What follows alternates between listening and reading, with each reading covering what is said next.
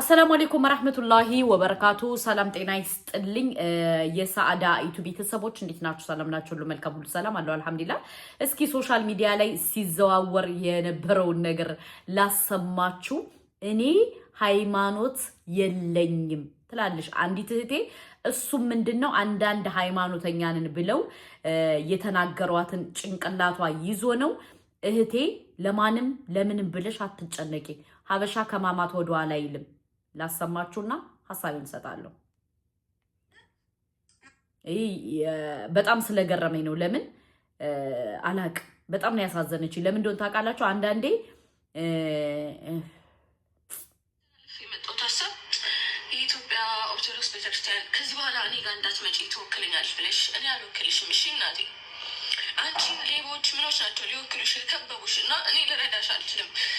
እነሱ 30-60 እየተካፈሉ ከነዲያን ጋር እነሱ ይጠብቁሽ። እኔ መጥቼ ካስቀደስኩብሽ፣ ጸበል ከተጠመቅኩብሽ፣ እናት ከሆንሽ ለእኔ ቤተክርስቲያን ይበቂ ነሽ። ማስታወቂያ ከሰራው ዘመን የለኝም ነበር። እኔ እኮ ተጠግቼ አምላኬን ፈልጌ ተጠግቼ ጭራሽ ከአምላኬ ርቄ የቤቱ ተኩላ መሆን ስታስተምሩኝ ትቼ ወጥቼ መጨፈር ከጀመርኩ ቆይቻለሁ። ዝም ብላችሁ የተነሳችሁብኝ። ስለዚህ ሃይማኖተኞቹም ለእናንተ የሚሆን ፔጅ አይደለም። እዚህ ፔጅ ላይ አይዘመርም፣ ምን አይልም። ቲክቶክ ላይ ስመጣ እኔ እንደውም እምነትም የለኝም። ከዚህ በኋላ ከመጣው ነው በምን የተነሳ ነው? ወላሂ ሴት ልጅ አትናገሩ። ኮሜንታተርና አንዳንድ ሰዎች ማለት ነው። እቺ ልጅ እንግዲህ እኔ ገንዘብ የሚሰጠኝ ሰው ካገኘው ከዲያስፖራ ጋር እዝናናለው ብላ ቁጥሯን አስቀምጣለሽ። በይፋ ማለት ነው። በይፋ ግን ሴት ልጅ በዚህ ደረጃ ዲስሬስፔክት አታድርጉ። ገባችሁ? ለምን ካላችሁ እች ልጅ እንግዲህ ብትሞት የሆነ ነገር ቢሆን ማነው ተጠያቂ? እምነት የለኝም አለሽ በእናንተ የተነሳ። ላሰማችሁ። ከመጣው ነው ወደ ዩቲዩብ መሄድ ይመስለኛል። ዩቲዩብ ልከፍት እያሰብኩኝ ነው። ምክንያቱም በቃ ደከመኝ ጋይስ። አሁን ደግሞ ከሰው ጋር አይደለም፣ ገባችሁ? ፋይት እያሉ ካሉት በመንጋ ካሉ እንደውም እምነትም የለኝም ከዚህ በኋላ። ከመጣው ነው ወደ ዩቲዩብ መሄድ ይመስለኛል። ዩቲዩብ ልከፍት እያሰብኩኝ ነው። ምክንያቱም በቃ ደከመኝ ጋይስ። አሁን ደግሞ ከሰው ጋር አይደለም፣ ገባችሁ? ፋይት እያሉ ካሉት በመጀመሪያ ደረጃ እህቴ ሰውን ከመውቀስሽ በፊት አንቺ ለራስሽ ክብር አልሰጠሽውም ሰውነትሽን። ይቅርታ የኔ እናት። ምክንያቱም አይኑ አሁን ያለሽበት ሁኔታ ያለሽበት ስሜት እረዳሻለሁ።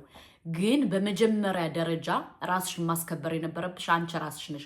ምክንያቱም እንዴት ነው አንዲት ሴት ልጅ ሶሻል ሚዲያ ላይ ወጥታ እኔ ከተለያዩ ዲያስፖሮች ጋር በቃ ማለት ፈታ ማለት እፈልጋለሁ ብቻ ገንዘብ ይስጡኝ አልሽ። ከዛ የቤተ ክርስቲያን ማስታወቂያ ስትሰሪ ወንድማችን እሸቱ ተቃወመሽ። ምክንያቱም እንደ ማንኛውም እንደ እምነቱ ባለቤት ነው የተቃወመሽ እንጂ ምንድነው ያለሽን ልድገምልሽ። ምሳሌ ያለሽ ምንድነው? አረ ያውዝ ቢላህ እሱ ያለውን ማለት አልፈልግም ውዶቼ ማለት ነው። እና ከመጀመሪያው ጥፋቱ ያንቺ ነው፣ ስተቱ ያንቺ ነው። ራስሽ ማስከበር ያለብሽ ራስሽ ነሽ። ሁለተኛ ደግሞ በሶሻል ሚዲያ ላይ መተሽ እንደዚህ ከማለት ለምንድን ነው በህግ ማትከሹ?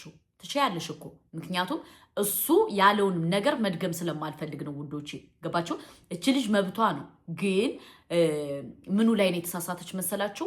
ከተለያዩ ዲያስፖሮች ጋር ዘና ማለት እፈልጋለሁ ብቻ። እሷ ምንድነው ገንዘብ ከሰጧት ከማንኛውም ሰው ጋር ትተኛለሽ። ያንን ነገር ነው ያስተላለፈችው በሶሻል ሚዲያ ላይ። ከዛ ደግሞ የቤተ ክርስቲያን ማስታወቂያ ስትሰራ እሸቱ መለሰ አንዳንድ ቃላት አላት። እሱ ያለውን መድገም አልፈልግም፣ ምክንያቱም እኔም ሴት ስለሆንኩ ማለት ነው። ከዛ በኋላ እሷ ደግሞ እንግዲህ ራሴን አጠፋለሁ፣ ከዚህ ዓለም ላይ መኖር የለብኝም። አሁን በቀደም የሞተችው እህታችን አለች፣ በሷ ቀናው አለች። በመጀመሪያ ደረጃ አንድ ሰው የኔ እናት የተሳሳትሽው ነገር አንድ ሰው ፈጣሪ ናሳይለው ራሱን የሚያጠፋ ሰው የጀሃነም ነው። አላህ ይጠብቀን። ገባችሁ? ስለዚህ ራሳችሁን ማጥፋት መፍትሄ አታድርጉ። ለእናንተ ብዬ ነው ውዶቼ። ፈጣሪ ኑ ሲላችሁ በቀናችሁ ትሄዳላችሁ። ምክንያቱም ምንድን ነው ያለው ፈጣሪ? እኔ ያስገባዋትን ነፍስ ራሴ የነፍሱ ባለቤት እኔ ራሴን ያወጣሁት ብሏል ፈጣሪ። ገባችሁ? ምሳሌ አሁን አለ ምሳሌ አንዳንዴ እኔ በጣም ከሚገርመኝ ነገር እኔ ከሞትኩ አይኔን ብለው የሚፈርሙ አሉ። እኔ ከሞትኩ ንጹህ የሆነ እቃ የሆዴ እቃ ውስጥ ለሌላ ሰው ይሰጥ ብለው የሚፈርሙ አሉ። እኔ ግን እሱን ተቃዋሚ ነኝ። ለምን ካላችሁ እንደ እስልምና አንድን ማለት እንደ ሃይማኖት ማለት ነው አንድን ይሄ አሁን የኔ ሰውነት ባለቤት አለው። ባለቤቱ ማን ነው? እኔ አይደለሁም።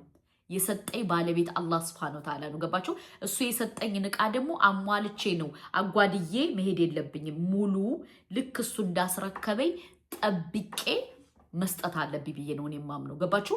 እና አሁን ያውን ወጣት ግን ሾጥ ሲያረጋቸው እንደዚህ ልንሞት ነው ከሌት አድላ ይላሉ። እች ልጅ የሞተችው እኮ አሁን እርግጠኛ ነኝ ማለት ነው አይፈቀድም። ገባሽ? ስለዚህ ያልሆነ መልእክት አታስተላልፉብን በአላህ። ለምን ብዙ የመዳም ቅመም በየቦታው የመረረው ብዙ ነገር የቻለ የመዳም ቅመም አለ። እናንተ ወዳችሁ ፈቅዳችሁ ፈልጋችሁ በኢትዮጵያ በማስታወቂያ ደህና ገንዘብ እየተከፈላችሁ ነው እንደዚህ የምትባሉት። ግን እናንተ በምታረጉት ነገር ደግሞ የመዳም ቅመሞች እውነት መስሏቸው ቢሄዱ ተጠያቂነት እናንተ ናችሁ። ገባችሁ? ያልሆነ ነገር ሶሻል ሚዲያ ላይ አታስተላልፉ። ሁላችንም የራሳችን ሐሳብ፣ የራሳችን ቁስል፣ የራሳችን በጣም ብዙ ሚስጥር አለን ወላሂ። ስለዚህ እየመጣችሁ አትበጥረቁ። ገባችሁ? አልሽ አሁን ከትናንት ወዲያ ሳውዲ አረቢያ ላይ መኖር ፈልጋ ከመዳሟ ቤት ጠፍታ መታ ቢሮ ላይ የተሰናበተች ልጅ አለሽ። ገባችሁ? ስለዚህ የማይመስል ነገር የነሱ ራሱ የማይመስል ነገር ወይዘሮ መዲናም እንግዲህ ስልኳን ዘግታ ልክ እንደ ገጠር ልጅ ተሸልባለች። እና ምን ልላችሁ ፈልጌ መሰላችሁ አንዳንድ ሰዎች መኖር እየፈለጉ መብታቸው እንዲል እየፈለጉ ቤተሰብ ጋር መቀላቀል እየፈለጉ በሰው ህይወታቸው ያልፋል። እናንተ ደግሞ ማለት ሰው ተናገረኝ ብላችሁ ራሴን እንደዚህ ላለው የምትሉ ይሄ አግባብ ነው ብዬ አልልም። ይቅርታ አድርጉልኝ። ከምሬ ነው የምነግራችሁ ወላሂ። እና እህቴ ከእንደዚህ አይነት ሀሳብ ከእንደዚህ አይነት አመለካከት ከእንደዚህ አይነት በቃ ሲቹዌሽን መውጣት አለብሽ። ብዙ ተከታያለሽ፣ በጣም ጎበዝ ነሽ፣ ጀግና ነሽ። ግን ያነ ያረግሽው ስተት ደግሞ ስተት ነው። ምክንያቱም ከአንቺ ጋር ታዳጊ ህፃኖች የሚከተሉሽ አሉ። በፓንትና በጡት ማስያዣ ስትወጪ ቢናገርሽ እሸቱ መለሰ ትክክል ነው ብዬ ነው የማምነው። ለምን ሃይማኖቱ ስለማትገልጩ። ግን እኔ በጣም የገረመኝ ደግሞ የሃይማኖት አባቶች እንዴት ነው ማስታወቂያውን ላንቺ እንድትሰሩ የፈቀዱልሽ? አይፈቀድም። አልሐምዱሊላህ አለዲንል ኢስላም። ለማንኛውም እና እህታችን ራስሽን የሆነ ነገር ለማድረግ ምናምን መዛት አይጠበቅብሽም። ገባሽ? ምክንያቱም አላህ የሰጠሽን ነፍስ እሱ ባለቤቱ በፈለገው ጊዜ ይውሰደው። በሁለተኛ ደረጃ ደግሞ ተረጋጊ፣ ውሃ ጠጪ። እሱን ደግሞ በህግ መክሰስ ትችያለሽ። በህግ ክሰሹ። እሱ ማን ነው? እሱ እንደኛ ይበላል፣ እንደኛ ይጠጣል፣ እንደኛ ይለብሳል። አለቀ ደቀቀ። ስለዚህ ተቀናቃኝ ስትመጣበት ቅንድቧን ብዬ ልጣላት ብሎ ነው የቀነደባት። ለማንኛውም ውዶቼ ከምሬ ነው የምነግራችሁ ወላሂ። እና በዚህ በኩል ግን ምቀኛ አትመስለኝም ነበር። ምቀኝነትን አረጋግጠናል። ለማንኛውም እየተነሳችሁ አንዳንድ ባለየ ወንዶች ማለት ነው ሴት ልጅ ዲስሪስፔክት አድርጋችሁ ሶሻል ሚዲያ ላይ እንዳይጠቀሙ ገንዘብ እንዳይሰሩ ምናምን የምታረጉት ነገር አይመቸንም። ስለዚህ እኛ ከልጅቱ ጎንነን ወደዳችሁም ጠላችሁም። ገባችሁ? ምክንያቱም የማይበላ እንጀራ ከምጣዱ ያስታውቃል ይላል ያገሬ ሰው ማለት ነው ውዶቼ፣ ይላል ያገሬ ሰው። ስለዚህ አርፋችሁ ተቀመጡ። ገባችሁ? እና በዚህ ደረጃ ደግሞ እኔ ምን እንደገረመኝ ታውቃለህ? አንተ የተማርኩ ነኝ ብለህ ሶሻል ሚዲያ ላይ ሌላ ሰው ሰርቶ እንዳይበላ የምታረገው ነገር ስላልተዋጠልኝ ነው አባቴ፣ ስላልተዋጠልኝ ነው። እና አስተካክል። ምክንያቱም ከፍትፍቱ ፊቱ ይላል ያገሬ ሰው። አንተ ብቻህን መብላት ስለለመድክ ነው በቃች ልጅ ዲስሪስፔክት ያረካት እንጂ ብቻህን መብላት ባትለምድ ኖሮ በዚህ ደረጃ አትናገራትም ነበር። ብቻውን የበላ ብቻውን ይሞታል ሲባል ሰምተህ አታውቅም እንዴ? እና የሰውን ልጅ እያሸማቀቃችሁና እያላችሁ ለመጣል አትሞክሩ። ምክንያቱም የሰው ልጅ ይነሳል፣ ይወድቃል፣ ምን ይላል።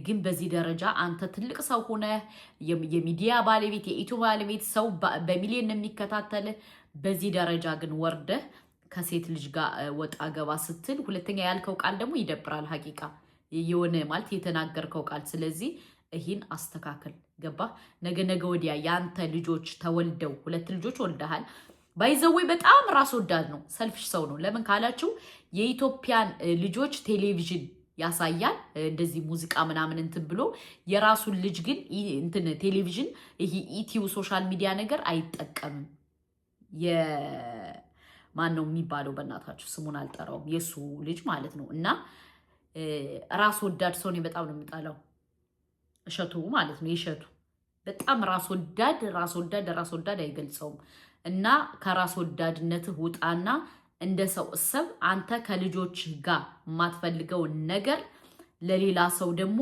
አታድርግ ገባ ምክንያቱም የሚደረገው ነገር በጣም ይደብራል በጣም ይዘገንናል በጣም ይዘጋል ገባ ምክንያቱም በጣም እንትን ይላል እቺ ልጅ ደግሞ እንግዲህ ወዳ ፈቅዳ ፈልጋ ነው ይሄን ነገር በአካል እሰራለው ያለሽ በሐላል ሶሻል ሚዲያ ላይ መታ የምትፈልጉ ካላችሁ ዲያስፖራዎች ከኔ ጋር ዘና ብላችሁ ገንዘብ የምትሰጡ ካላችሁ እኔ እሰራላችኋለሁ ብላለች አይደለ አንተ ምን አገባ ዝም አይንቅ ዝም ብትልስ እና ለማንኛውም ከእሸቱ መለሱ ጋር እየተፋጠጡ ነው እሸቱ መለሰም ደግሞ የገለጠበት አገላለጥ ሐቂቃ በጣም ይደብራል በጣም ያስጠላል ማለት ነው እና አንዳንዴ ለሴቶች በዚህ ደረጃ ዲስሪስፔክት ማድረግ አትችሉም ያስጠላል ይዘገንናል